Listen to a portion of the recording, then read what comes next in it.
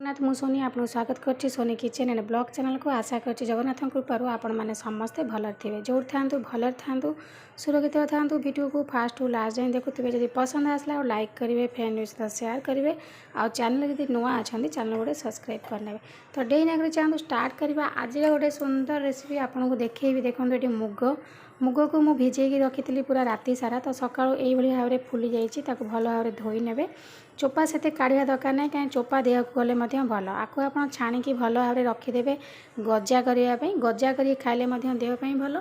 तो मुझे गजा करनी ये आपको गोटे खावाई बहुत सुंदर रेसिपी मैं देखी ब्रेकफास्ट चलीज आपणकर आ देहपाई बहुत हेल्दी फूड।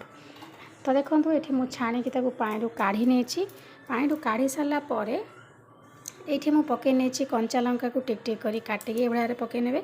जो मानक मीठा पसंद खावाई से मैंने ये कदली नड़िया करा गुड़ सब पकई खाईपारे। आ जहाँ को राग लुण इच्छा अच्छी मीठा पसंद ना ताकू यही भाव में खाइबे। तो देखो ये कंचा लंका काटिकी पकई नेली तापर नहीं अदा अदा को ग्रेटर साहाय्य एमती कर यही भाव जब मुग खाइबे आपण मैंने बिल्कुल भोक हेनी आ देहपाई बहुत भल ये खाद्य जब आप खाइबे मैंने विटामिन सब पाइबे आपणकर मुगरू। तो अलग जिनस खाई कहीं देह खराब करे तेणु मुग भाया विटामिन जिनस आप कौन पाइबे। तो देखो ये भाव में अदा को कोरी नेबे अदा कर सारापर ये मुझे गोलमरीच गुंड गोलमरीचटा कौन कर आपंकर पूरा मुग को डाइजेशन ठीक से हजम कर। तो से आपड़े पकई ने गोलमरीच सब खाद्य गोलमरीच यदि आड करेंगे तो देहपाई बहुत भल कहीं डाइजेशनटा ठीक हे। ये मुझे गोटे चुटकी हम पकई नौ गोलमरीच आपंकर जिनस को देखिए परिमाण को से अनुसार पकेबे। तो ये मुझे पकई नहीं गली गोलमरीच गुंड मुगटा टे गरिष्ठ खाद्य शीघ्र हजम नहीं था। जब गोलमरीच आप पकईदेवे तो मुगटा कौन हम ना हजम हो शीघ्र कहीं गोलमरीच आमर हजम करए।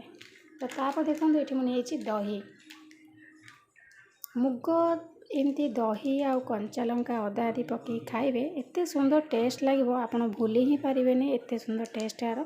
तो थोड़े निश्चित भाव में बनईकि एमती खातु खाई मजा नियंतु आ कमेंट माध्यम जनइबे केमती लगे।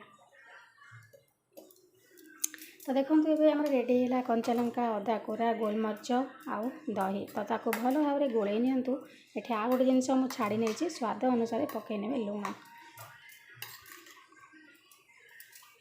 समस्त यदि एमती मुग आप बनइबे ना जेकोसी ओषा व्रत भल मंद दिन में आपको खाईपारे कहीं गोलमरीच दही आउ ओषा भल मंद दिन में सैंधव लवण पकेबे सैंधव लवण खाते समस्त ओषा दिन में। तो मुझे पकई नौ सैंधव लवण मुझे सब प्राय खावा जिनस सैंधव लवण व्यवहार करे बेसी। तो आपड़ जो ओषा भल मंद दिन में खाइबे अलग लुण न खाई एमती सैंधव लवण पकई खाइबे। तो दही सैंधव लवण अदा खाईपारे ओषा भल मंद दिन में। तो होगा आपंकर गोटे बहुत सुंदर टेस्टी ब्रेकफास्ट रेसिपी जोड़ा कि दिन जाक आपको भोक लगे जब एमती खाई थे। तो निश्चित भाव में आपको आशा करुँचे भिडियोटी आपको पसंद आसता जब पसंद आसता गोटे लाइक करेंगे फ्रेंड सहित शेयर करेंगे आ चैनल जब नुआ अच्छा चैनल गोटे सब्सक्राइब करने। तो देखो रेडी है चटापट बहुत कम समय भर गोटे ब्रेकफास्ट जहाँ कि माने समय नथिले आप सांगे सांगे बनईकी खावा को दे पारे।